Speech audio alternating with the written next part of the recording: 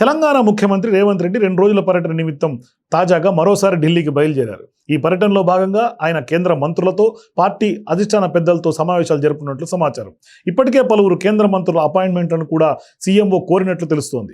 ముఖ్యంగా హైదరాబాద్ మెట్రో రైలు 2వ దశ విస్తరణకు సంబంధించి డిపిఆర్, రీజనల్ రింగ్ రోడ్డుకు సంబంధించిన కేంద్ర ప్రభుత్వ సహకారం కోసం చర్చలు జరపనున్నారు. అలాగే రాష్ట్రంలో యూరియా, ఎరువుల కొరత సమస్యపై కేంద్ర మంత్రి జేపీ నడ్డాను సీఎం రేవంత్ కలవబోతున్నారు.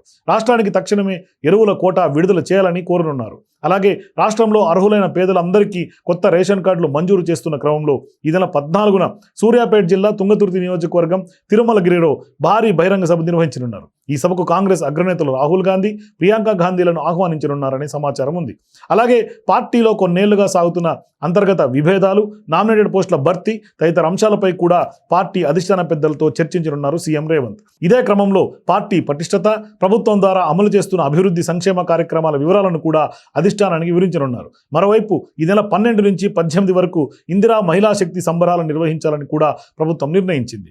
ఈ కార్యక్రమాల వివరాలను కూడా పార్టీ అధిష్టానానికి సీఎం రేవంత్ తెలియజేయనున్నారు. మంగళవారం రాత్రికి ఢిల్లీ నుంచి తిరుగు ప్రయాణమవుతారని సమాచారం.